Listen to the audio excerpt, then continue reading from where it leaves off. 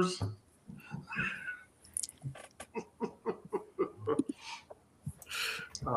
Sarah, if you'll be so kind as to inform on the Substack.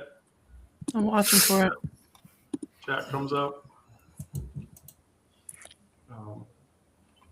We are live on Blue Sky now via There's stream. Substack. Yeah.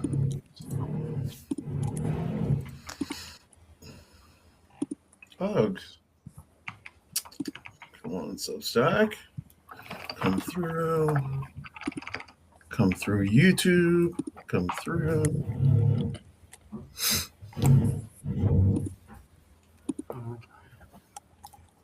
All right, there we go. So yeah, let me copy this and drop this in. I apologize to everybody who's watching, but I just want to. Okay, so here we go. The week, it still sucks, and it's gonna suck. And so we're gonna sort of talk about survival feelings for a while until we decide that's not what we want to talk about anymore. But so I'm just going to go right into it, and then people can share their perspective. So the starter for this is we can learn to work and speak when we are afraid in the same way that we have learned to work and speak when we're tired. For we have been socialized to respect fear. This is incorrect, but more than our own need for language and definition. And so while we wait in silence for the final luxury of fearlessness, the weight of silence is what will choke us. And so following that train of thought, fear is a visceral and vivid experience. It's like shoving a penny in the back of your mouth and tasting that metallic copper, sensation when, especially as a trans person, deciding whether to use a bathroom in a gas station or not. There's fear that's involved there. That's the cold sweat on your spine when someone clocks you mid-sentence. Their eyes narrow, they're recalculating. There's that fear is every legislative session that we watch while they attempt to erase us and decide whether we deserve health care, or whether my body is real, or whether my children should be taken away from me or not, because that's what fear does to you. And that's the fear that we live in under the current political climate. But here's the thing that I want you to take away from that, and that's that they've always wanted us to be afraid. To be afraid enough to disappear, to go in the closet, to detransition, to die quietly. But most of us aren't. I mean, this live session is essentially none of us agreeing to be quiet. And so what do I say? Fuck their comfort. I'm afraid they'll fire me. I'm afraid my family will abandon me. I'm afraid I'll be murdered for existing. Those are all things that I am legitimately afraid of. I had a work experience where in the not too distant past, where I was sitting in a bathroom and I was using the bathroom, and there were two people who used their names in the bathroom, and one person said to the other, that thing might be in the bathroom with us. And the other person told that person, you need to be quiet. You need to leave her alone. She has enough problems without you spewing that kind of hate. And the other person said, well, he doesn't even look like a girl, so why is he even kidding himself? Yada, yada, yada, yada. And then I walked out of the bathroom after they left. And what I didn't realize is another coworker was in the bathroom as well. And she walked out and she looked at me and she said, "Wendy, are you okay?" And I said, "I'm not okay. I'll live, but I'm not okay." And so I left the bathroom and she was still in there. And so, sure enough, like an hour later, I had an HR meeting pop up on my calendar. And I walked into that meeting, and it was the two people who were talking, myself, an HR rep, and the person who was in the bathroom left when I walked out. I won't say their name. And so my HR business partner basically said, "I understand this has happened, and I want to understand why this has happened." And there was some interaction, and the person who was the guilty party yelled and screamed a bunch. And then when that happened, all of us but the HR person and that person were asked to leave the room. And then a little bit of time later, I found out the person was put on unpaid administrative leave for 2 weeks. They issued an apology to various members of the organization, myself included. And then I was told that will never happen again. And so that's the fear, that we live with. That's the fear I go through every day. So, all right, who wants to go next? I'm not going to pick on people. Oh, okay. Well, sure. There you go, Onyx. Yeah, fear. I'll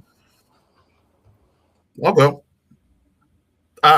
So fear. One of the big things that I'm having fear with right now is ICE. And to be completely honest, I'm a black trans woman or trans non-binary woman, and trying to not have my passport, having a birth certificate that does not match my legal name, anything like that. I feel like being caught out on the roads, that I could just get scooped up anytime. So, that's a big fear of mine, especially since I've been known to be in Marietta right now. That's where I live. They've been seen in various parts of Georgia, in various stores, in various organizations. So, from that point of view, yeah, fear got me. From the point of view of being trans, being trans is resistance, being seen is resistance, being seen is resilience. So I will keep on being openly trans. I will not go back in the closet. I've seen the numbers of a lot of people going back in the closet. A lot of people detransitioning. Well, not a lot of people, some people. But I don't see that as for me. Like, I've been out long enough, and I feel like I'm going to have to stay out in order to not necessarily legitimize myself, but to show myself that I can say fuck you and continue to live my life.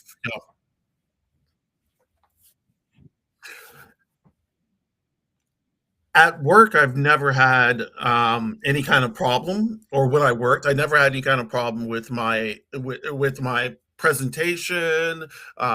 Using like the women's restroom, I still get like a problem because people will say shit. But I still do. Like, the only time I'll use the men's restroom is if the women's restrooms are like clogged up, and then I have to go to the bathroom really badly. But other than that, yeah, I never in the men's restroom. I don't trust men in the men's restroom anymore.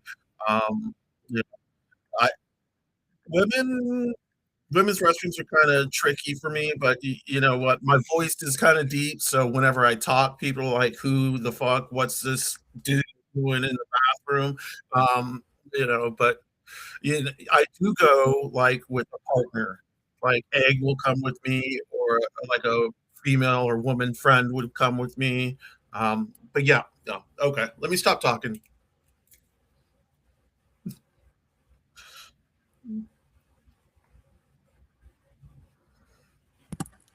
Wendy, Now I'm we're going to gonna pick. pick on people. No. Yeah. So, on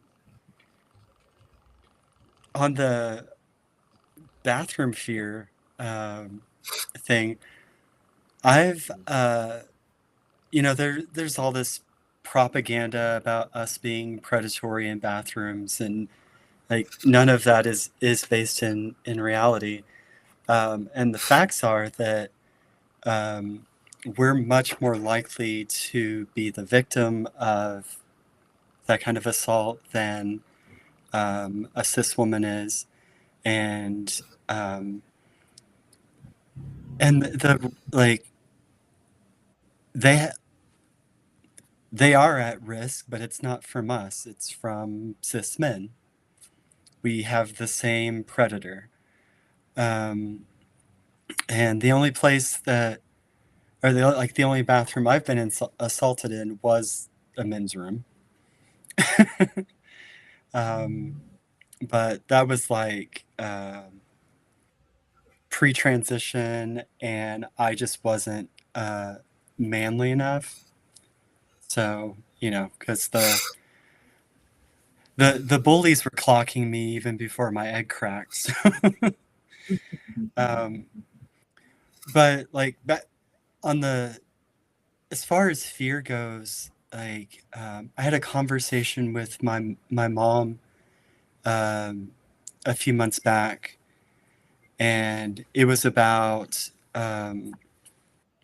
some of the online harassment that I've received, um, which y'all have too. It's slurs and threats and all of that stuff. And I share some of those things like on my Facebook sometimes because I want people to see that and hopefully call to account their friends or family or whoever who perpetuates that kind of thing. Excuse me. But my mom and I were talking, and she was like, when I first saw you posting about being trans, about issues you face, saw the things that you write about, um, I was really worried for your safety. Um, but then I realized that if you don't speak up for yourself, no one else is going to either. And so I think that's an important part of fear and facing fear is that, um, we have to face it. We have to speak up. And as we speak up, that's how we gather allies to speak up when we're not there.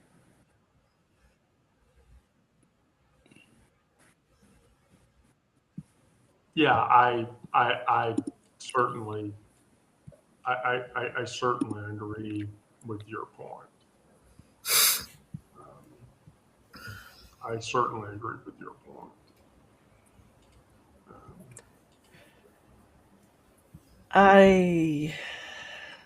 Without touching on the political stuff, I feel like my fear has been replaced with rage.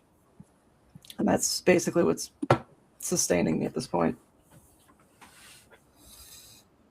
That's yeah, I can't verbalize it any more than that. So your fear is replaced by rage and anger. Mm-hmm. Does that happen because of your inability to act? Probably. Or your fear that what action you can take won't have an impact? Yes.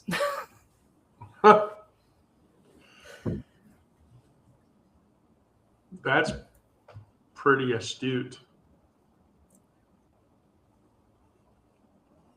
But also, like any action that is fueled by rage, what kind of negative impact will it have on the people around me?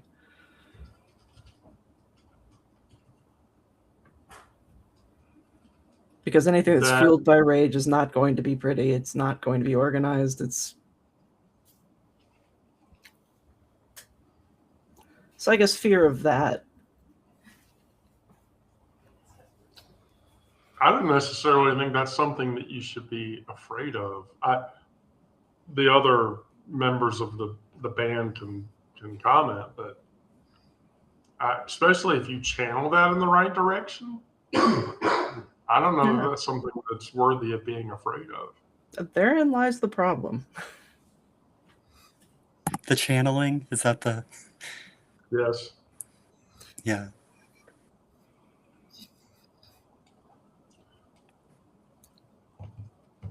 That becomes power.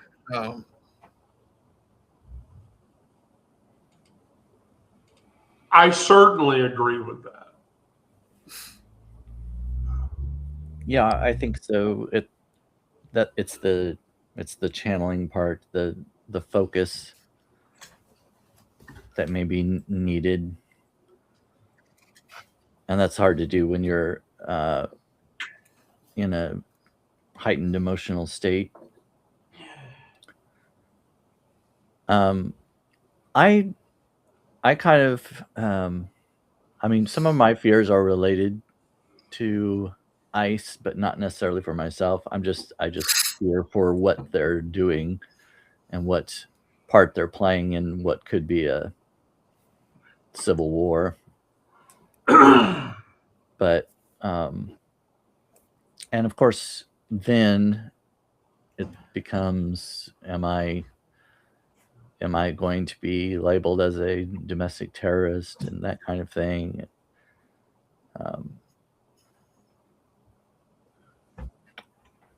I don't think it will happen to me as quickly as it will some of you all,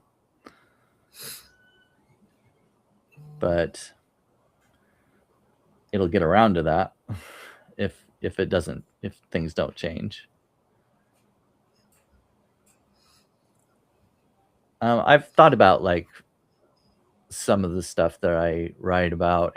I don't write a whole lot of politically charged content, but every once in a while there's something. So I do have some fear that will come back. You know, they'll use that as part of the reasoning or evidence to label me.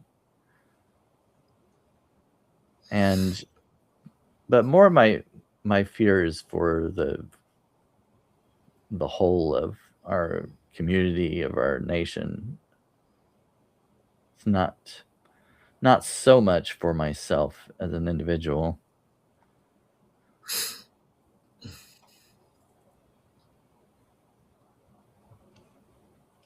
I think what you're suggesting is valid.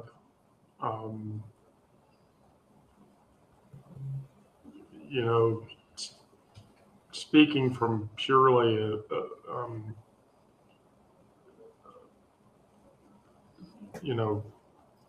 middle of the road perspective,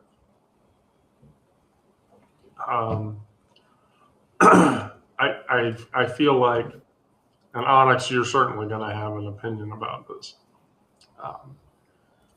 In a racist society, it is not enough to be non-racist. We have to be anti-racist. The same can be said for in a transphobic society. We can't be not transphobic. We have to literally be anti-transphobic or anti-homophobic. And we have to call that out. And the reason for this is that neutrality serves as oppression. Silence enables violence. I'm saying I'm not a racist or I'm not a transphobe or I'm not a homophobe means nothing when you watch injustice unfold and you do nothing about it. Anti-racism, as much as anti-transphobia, anti-homophobia, and anti-rhetoric, requires an action. You amplify marginalized voices, you confront bias, you redistribute resources, you challenge systems, you show up. That applies itself even beyond racial and gender and orientation barriers. Anti-fascism, anti-transphobia, anti-ableism, all demand the same kind of active resistance. You just check yourself every day. What did I do today to try to dismantle that oppression? Normally, when I ask myself that question, it's whatever the fuck it is that I published at 11 o'clock, which I hurriedly publish before 11 o'clock or try to, so that I can drop it into a Jeff Tiedrich post because Jeff's readers really appreciate my writing. But ultimately, if the answer is nothing, if I answer nothing, then I have to admittedly say I'm part of the problem. Being good isn't enough. Being kind isn't enough. Being actively, relentlessly, inconveniently opposed to every hierarchy that crushes my human dignity, everyone else's human dignity, that's the work that I have to do, that any of us should do. And, you know, as a trans woman, I don't get the luxury of neutrality. I walk around, I breathe, I refute the binaries that those people are trying to hold up, be it white supremacy or patriarchy or gender binary or even capitalism. Our existence is political whether we want it to be or not. My bathroom situation echoes that entire sentiment. So, and we have to be fair. I mean, we live in a world where currently fascists are organizing, and they know our names, and they know our addresses, and they know our medical records. And so, when I think about that, I can't actively say I'm going to be neutral. I shouldn't have walked out of the bathroom and said, that hurt me, and but I'm not going to deal with it. That was the wrong thing for me to do. And so, you know, that's my complicity. And so that's why I speak out as often as I do. So now I'm going to pick on Miranda.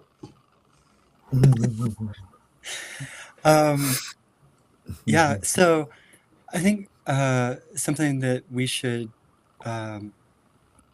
be aware of when we're talking about like advocating for both ourselves and like the communities that we belong to, but also other communities, whether that is because of race or disability status or what have you, is that it's a lot of small decisions. And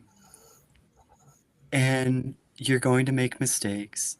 And there are times when even if you've spoken out 10 times in a row, you're going to, like let it slide that 11th time because you're tired of speaking out, or you don't feel that you have the strength in the moment. And it's important to like just move on to like the next moment and try to do better.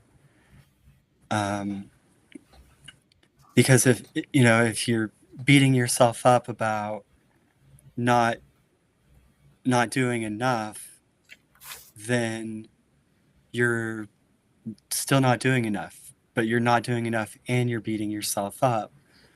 So you have to say, I didn't do enough in that one particular situation, but I learned something from it. The next time I'll do this thing differently, or I realized because I didn't, maybe I didn't speak up because I lacked knowledge. I see a lot of that where it's like, well, I can't speak up for trans people because I don't know trans issues. Well, the answer then is learn about us, like ask questions and like seek out the resources that can help you be a better advocate for different groups of people. Wendy, you made me think of a song. There's a song by Jason Isbell and the 400 Unit called White Man's World.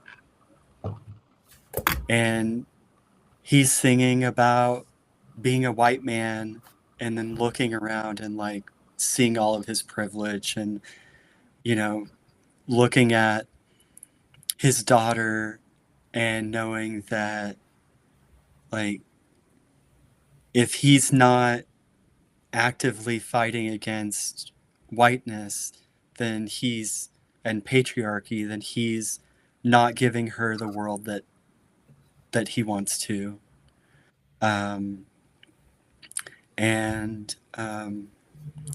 There's a particular verse where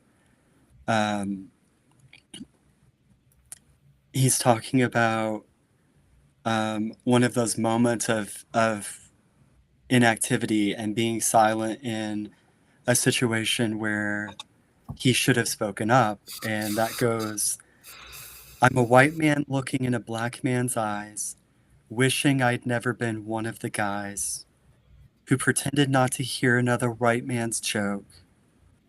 Oh, the times ain't forgotten. So,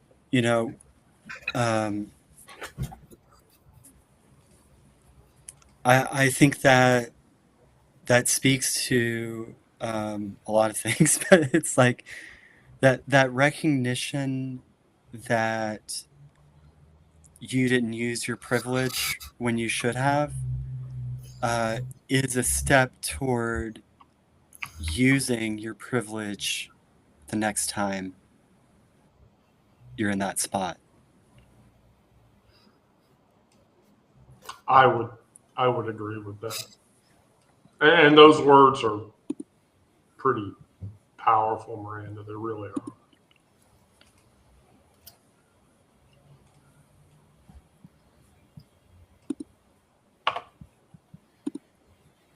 She'll eventually see, right?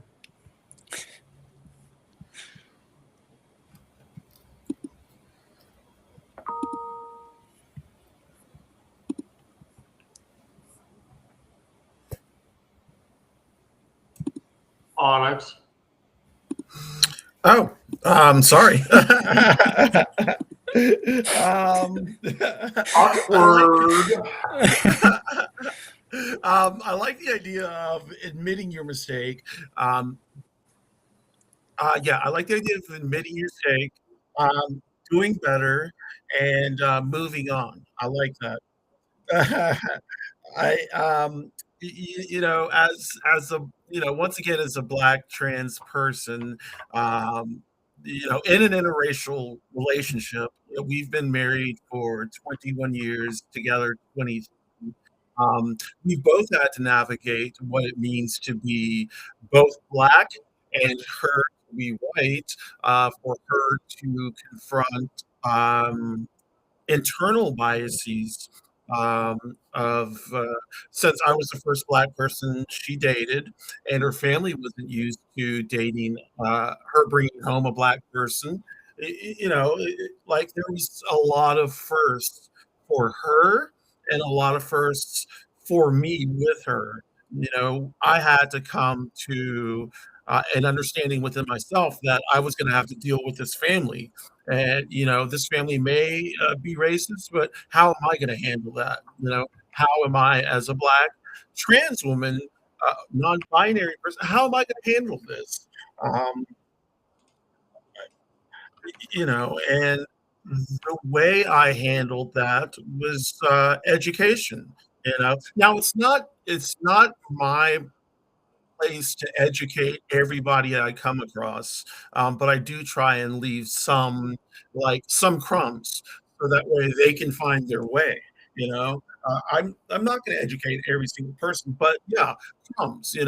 I feel like um, hmm, I feel like we need to try to lead people to the not necessarily the right answer, but the right answer for them. But that right answer has to include uh, anti-racism. It has to include anti-transphobia. It has to include dropping the patriarchy. It has to include dropping capitalism. Like all of these things. Like in order to be a person in society, and to be completely ingrained and ingratiated in the society, we have to be anti all of these things. That's the only way this is going to work as a people and as a global unit.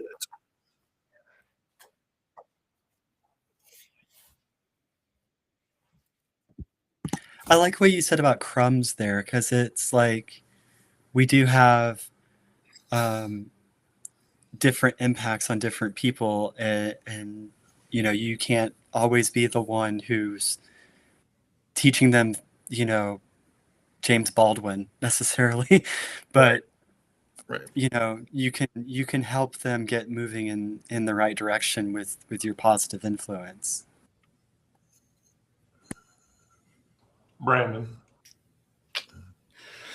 As far as kind of learning and doing better next time, as Miranda was saying, it reminded me of I wrote an article about racism published earlier this week, and it was about an experience I had when I was a child, and wishing I could go back and do more than what I had at the time. I mean, I was a shy, introverted kid. It was my brother, but I told him to shut up. But I wish I would have. I said in the article, I wish I would have could go back and beat his face in. But yeah, as far as being actively anti-racist, anti-homophobic, it reminds me of the I think they're called Good Samaritan laws that are in some states. And I never knew those even existed until the series finale of Seinfeld, when they were, standing around watching as some guy was getting robbed, I think it was, and they did nothing and were arrested for it because they were complicit. Basically, they didn't do anything to stop it. And I think that kind of goes back to this subject. If you hear a transphobic, homophobic, racist joke and just ignore it, if you hear someone else saying it and you just don't say anything, you may not laugh, but you may not actually confront the person, and that is complacency, I guess. Complacency, are those Complicity. complicity? Yeah. Sometimes I get my words mixed up, even when I'm not high.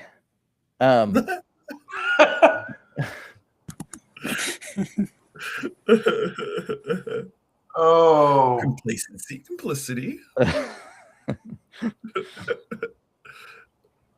Anyway, yeah, I think we all need to, and as far as education, like Miranda was saying, sometimes I don't think you need a whole lot of education. All you need to know is that everyone should be treated decently and with kindness. There's no, that's the minimum. Like, there's no excuse for not doing that. You can't blame lack of knowledge or lack of experience or whatever else. There should be a level of decency in everyone. well, Hate is taught. I would readily agree. You were saying, Oh, hate is taught. Everybody, yeah. like when you're born, it's not hate. There's like, Yeah. yeah. I mean, I guess you really just have things to add because, yeah, the idea of people being ignorant of trans issues, it's a cop-out. Because, I mean, every adult has a concept of human rights and decency. And, I mean, we all know what the golden rule is. If you don't want to be treated that way, why treat somebody else that way? I ran into a similar instance with my mother-in-law. We got into a pretty heated argument. She didn't understand my stance on what was going on with the stuff in Palestine. And it's like, she says, oh, it's complicated. Well, what's complicated about children being targeted? There's nothing complicated about that. And like, I know I'm kind of skipping around a little, but like when I was growing up, I was always taught, like, believe none of what you hear and half of what you see. So to me, that means like somebody can talk about how much of an ally they are to any group of people, but if their actions don't reflect that, their words have no power.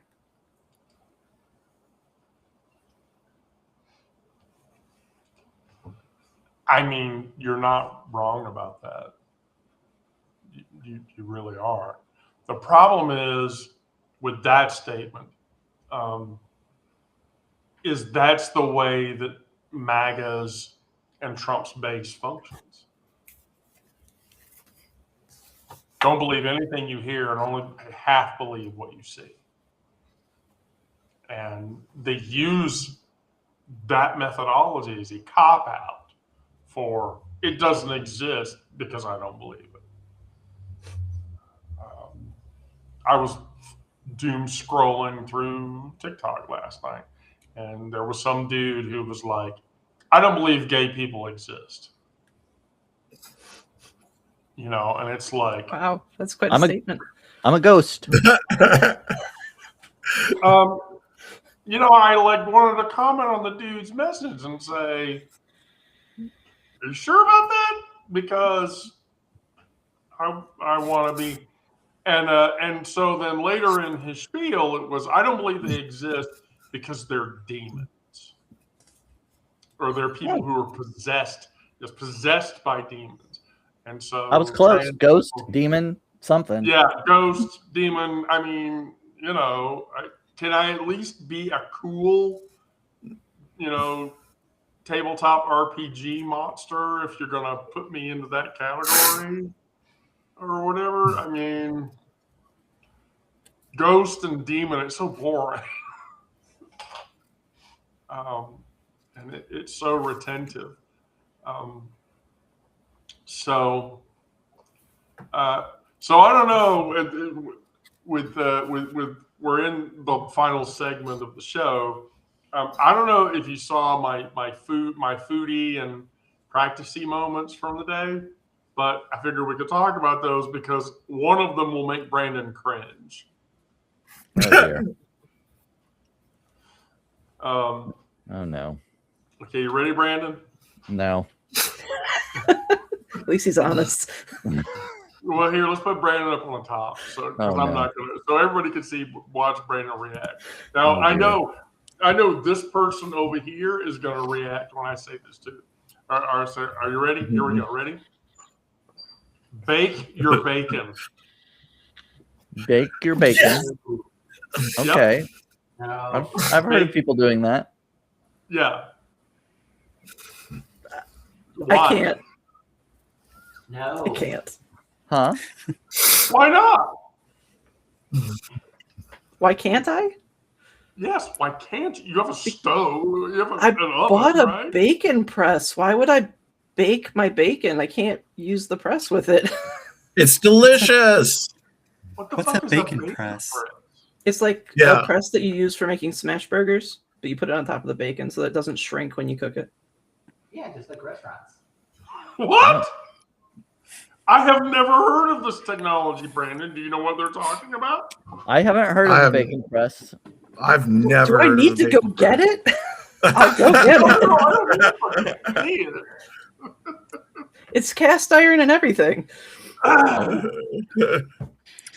So whether or not I bake my bacon depends on application. Like a lot of times if I'm cooking, like eggs and bacon, I want to have some of that bacon fat to cook the eggs. So, then I might cook the bacon in the pan.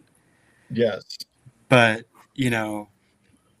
otherwise baking the bacon makes a nice, even, crispy slice of bacon. And you can do more fun things like candy it and Yeah. yeah. But all the so here's the thing: like, if you bake the bacon, I mean, like, especially if you bake it on parchment paper, doesn't the parchment paper like soak up a super shit ton of the grease? No, it's like It does. not but some of absorptive it at all. pulls. Right. Some of it pulls.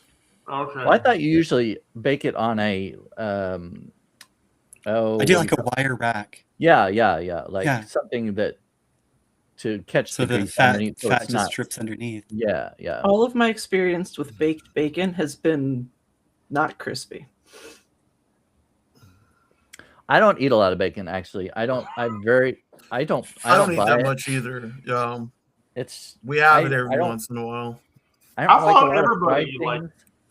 I thought everybody liked bacon. Oh, I love Like, bacon. bacon. We I just thought have it every bacon once in a while. bacon's a staple to certain. Yeah. I mean, Waffle I heard House. that- It's like I just don't. It's fine, but I don't ever buy it. All right. Well, gosh, I mean, I really thought the first of my food and nourishment items for today's daily. I was sure that was going to be the one that was going to get you. Okay. All right. Start a broth bag.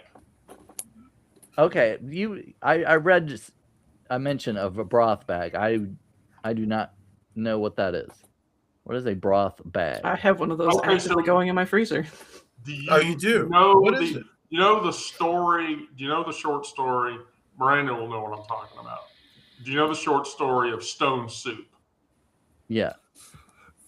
That's what it is. So basically, you get a random broth of whatever variety, beef, chicken, or vegetable or whatever. And so then you cook through the week. And as you cook through the week, the leftover vegetables that you have from whatever it was that you cooked go into the bag. And then at the end of the week, you basically make a vegetable Broth. stew mixture, whatever, and you eat that as a meal. Okay. Okay, that's not how I use it, but okay. I mean, it's basically free nutrients, zero waste. It will flavor the shit out of the broth that you put into it, and you can make an entire soup out of it.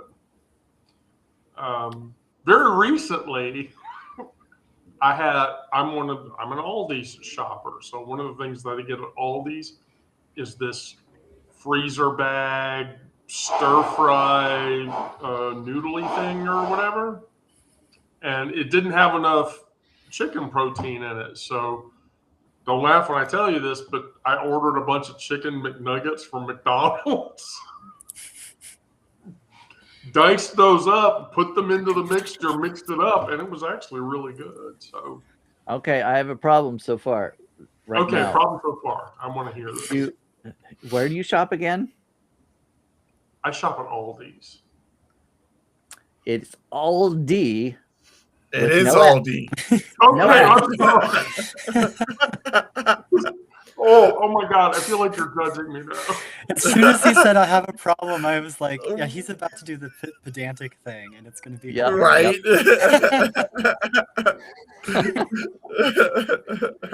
No, but my mom says that, my grandma used to say she's going to Walmart's and put the S on the end of it. Or Myers or Kroger's. Well, I like. Yeah, Gizmo Kroger's. Yeah. Well, when Gizmo was like 8 or whatever, Gizmo would never call it Target. Gizmo would just call it the Big Red Ball store. The store with big red balls. Wait a second. I'm not gonna go there with my 8-year-old. And then my final food and nourishment tip, and that Brandon, in future shows, you're going to be at the top of the screen for this. Oh no. How hard is it to make your own bread? I don't make it very often, but I have made it. It was all right. I mean, it just takes a while. But baking bread is not that complicated, right? No, it's not difficult. It's just the length of time it takes waiting for it to rise, and then again, sometimes it depends on what kind of bread you're making. But yeah, it's not difficult. Yeah, it's a little bit time consuming. It can be messy too because you're getting out all this flour. Well, so now Elaine raises this point, and so I'm asking the culinary expert of our group. Oh gosh, don't Yes, ask. I consider That's not me. Brandon the culinary expert of our group. Is a bread maker worth the money? Oh, well, I don't. For one thing, I don't like the space it takes up. I've Yeah, got because they're so big like- and bulky. Yeah. I have an air fryer that somebody gave me, and that's bulky enough. But I like my counter space, and if I've got this huge, because a bread maker is fairly good size, and I don't want to have it out all the time, and also don't want to taking up space in my cabinets and stuff like that. So for me, I'd rather just make it homemade without the bread maker, just because I don't want to deal with that thing all the time. Because I don't break beds. I don't break beds. I don't break beds. Are you don't. sure about that? Try harder. I don't. Wow. I don't break beds or bake bread, either one, very often. So for me, it probably would not be worth it. If you want, I guess if you did it a lot, and especially if you were gonna sell it at a farmer's market or something like that, then maybe, yeah, it might be less time consuming and stuff like that. But for me, no, it wouldn't be worth it. Mm-mm. We used to Okay. have one, but we have to do gluten free because my wife and and younger kid have a gluten allergy. And even though there were like recipes that were like, here's how to do gluten-free bread in a bread maker, it always came out too dense. Mm. Okay. Well, for the final bit, we're gonna pick on Sarah. So day-to-day life practice. So people will laugh, but I have the ADHD cleaning journal to remind me to do shit around my house. And so one of the things that this thing teaches you is the first place rule. Do you know about the first place rule? When you are looking for something and it's not the first place you check, that's the place you should always put it.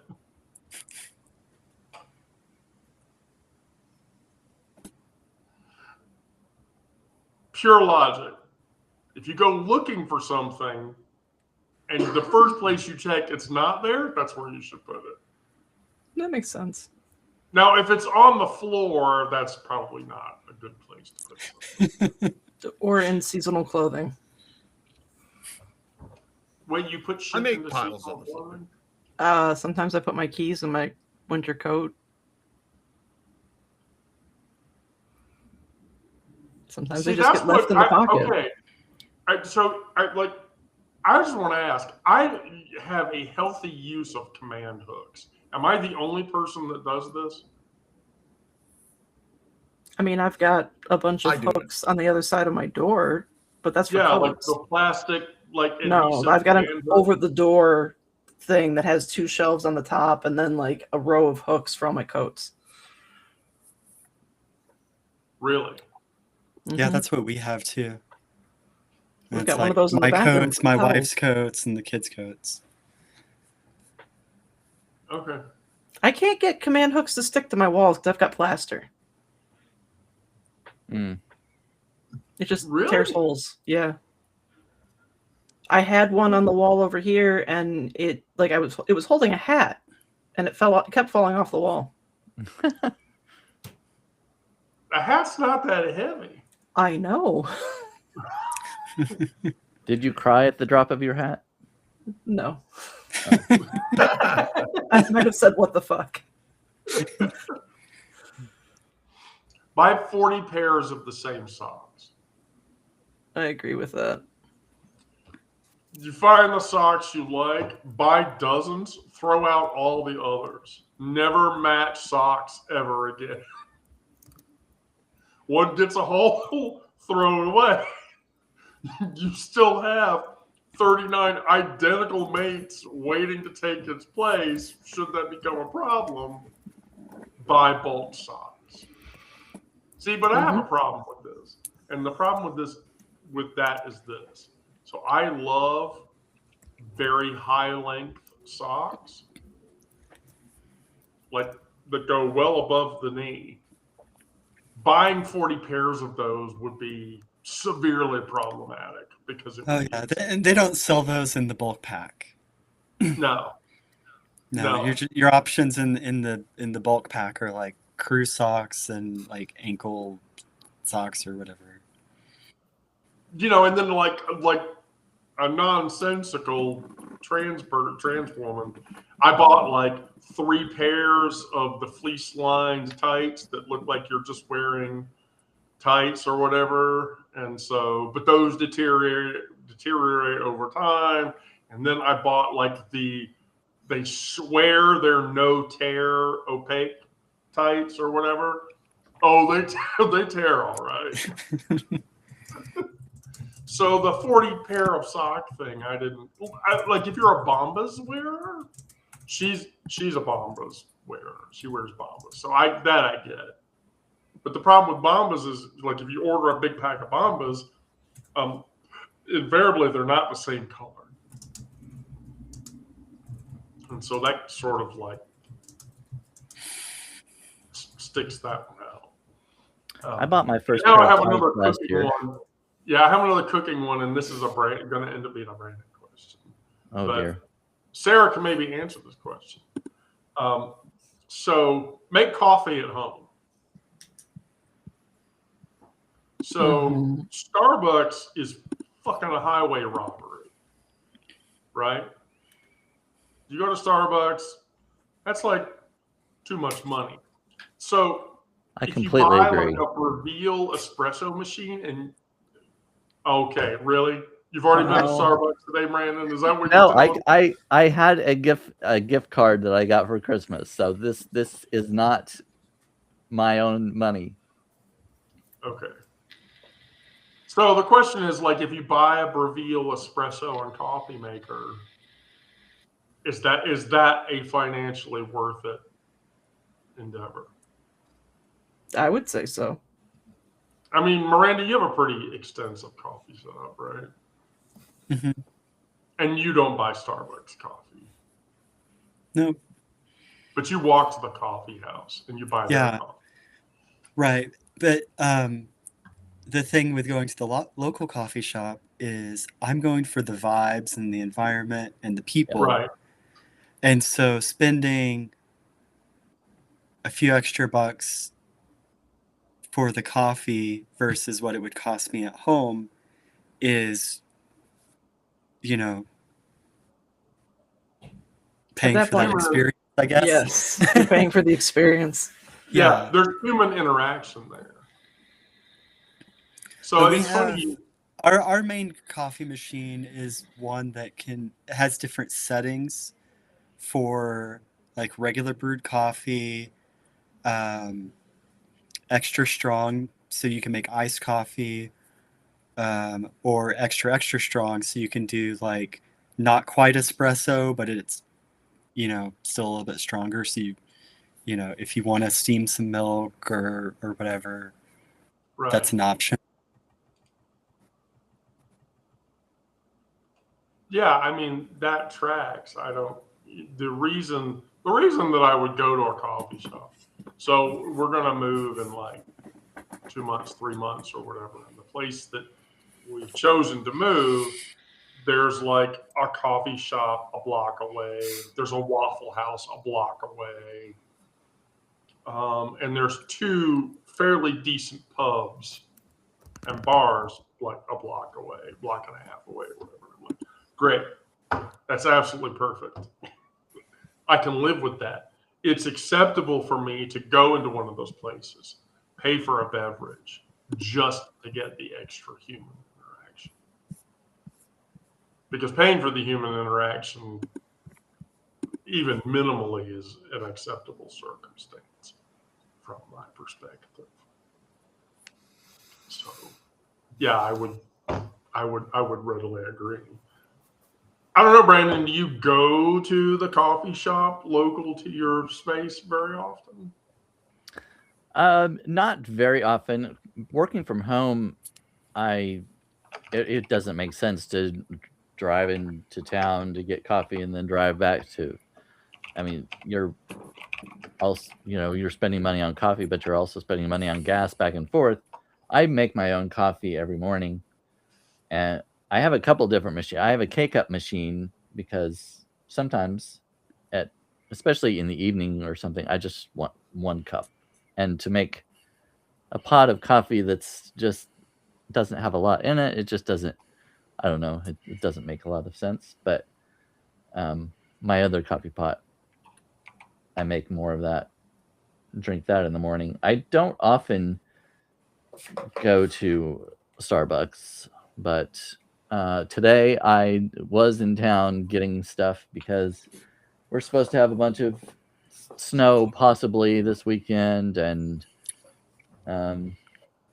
be really cold, and I'm not going to want to get out. So I just wanted to have everything I wanted.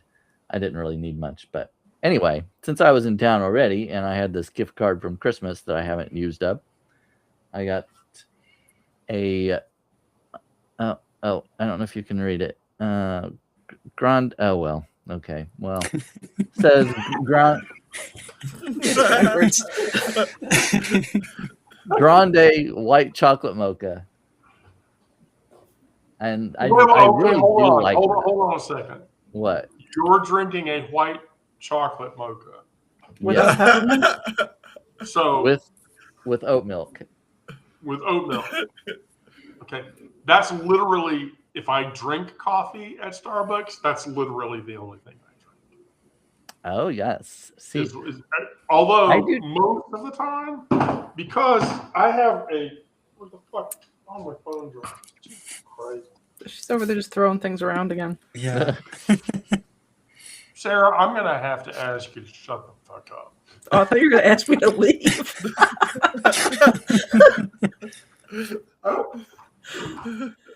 I change it up sometimes.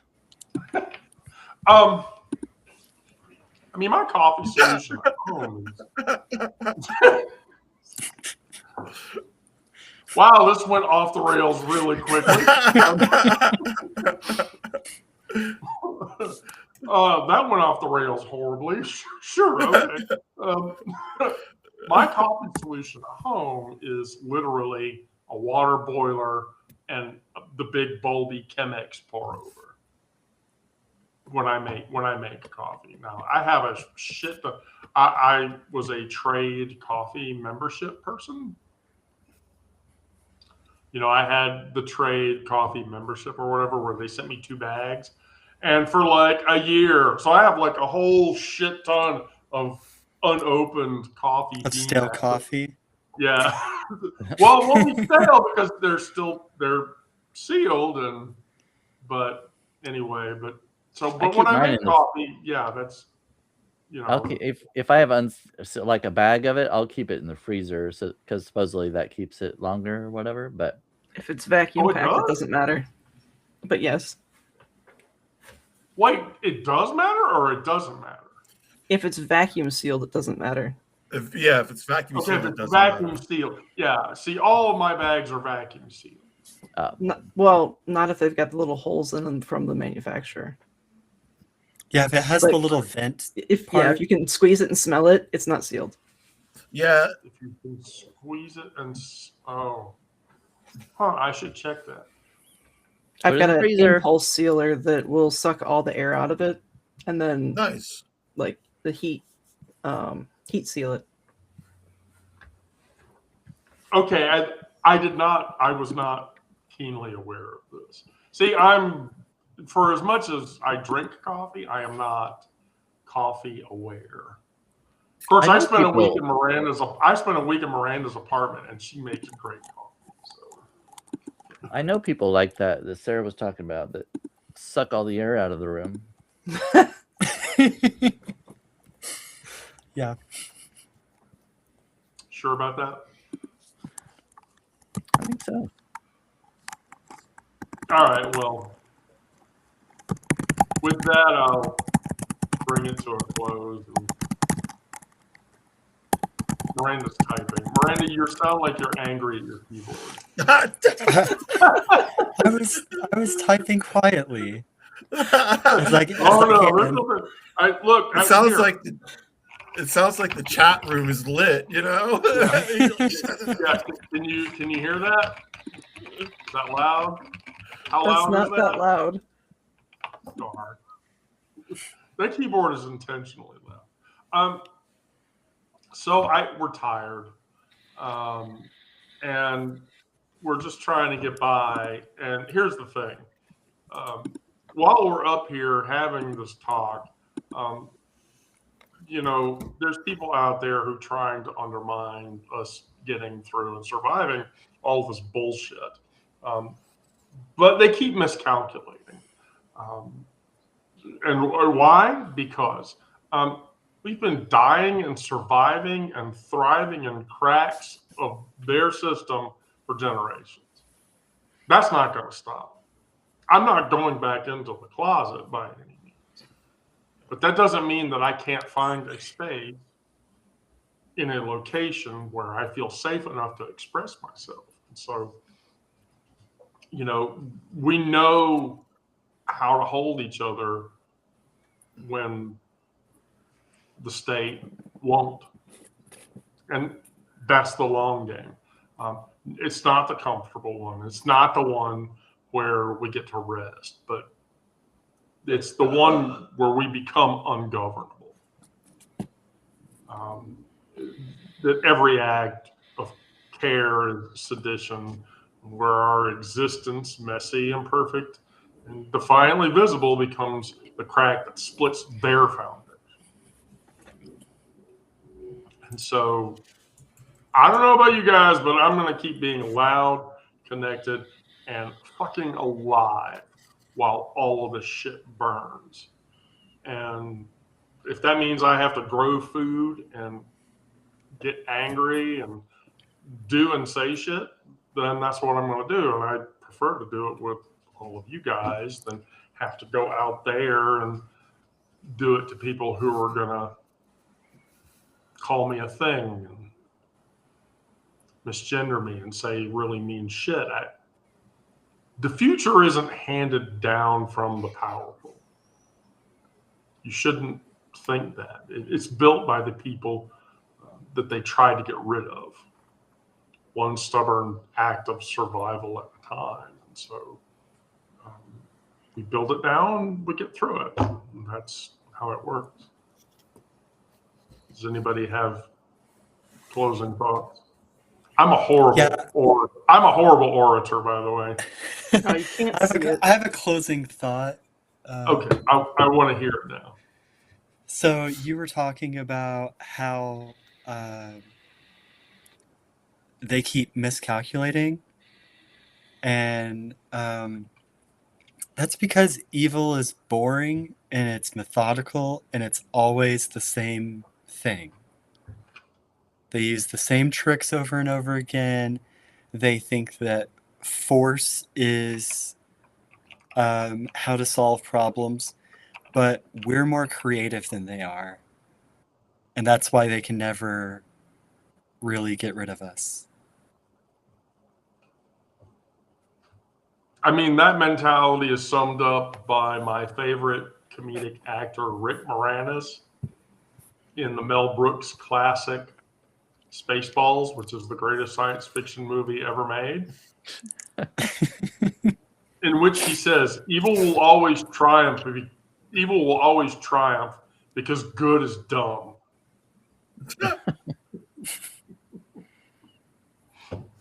Now, ultimately, when he says this, it is within moments that he hits the self-destruct button on Mega Maid, causing her to explode and evil to actually lose. But yeah, they miscalculate because they expect our complacency. And we won't be complacent. I mean, I'm not going to be complacent. I wouldn't expect either of the four of you to be complacent either. Complacency is not fun anyway. The only thing I'm going to be complacent in is this being a problem. Yes. Right. Yeah, I agree 100%. So, in closing, I can do this again tomorrow at 1 o'clock. Do you guys want to do it? Yep, let's do it. Sure, why not? It's Friday. Not sure. Oh, not sure. But we can tee it up with 4 people.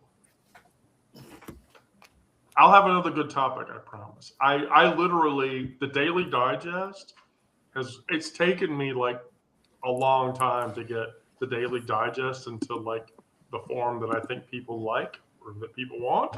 And I'm almost down to like, I've hit that sweet spot. So from a topics perspective, I maybe should have realized this like 8 months ago, but I didn't. So,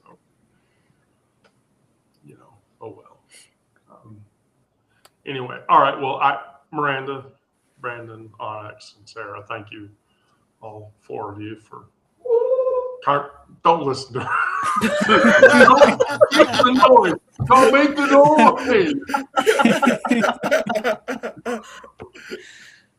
Don't stop making the noise.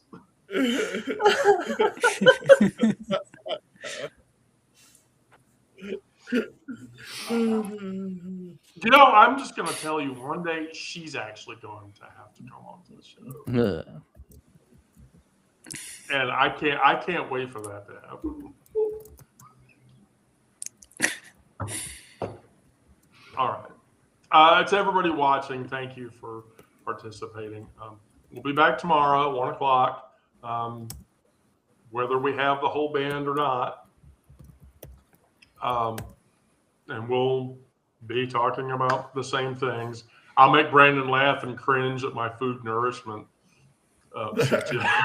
suggestion. Well, Wendy, if you decide to get loud and angry, just try not to do it at Aldi's. All these nuts.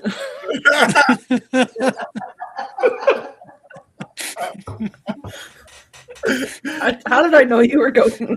Right. It was the perfect setup. It was so obvious, though. All these nuts. Now you got her doing it. You're the end of the shit. Oh, okay. To everybody watching, be good, do good things, stay safe out there. We can't do this without you guys watching. I can't do this without the band, which I never want the band to break up. Let's just promise never to break the band up.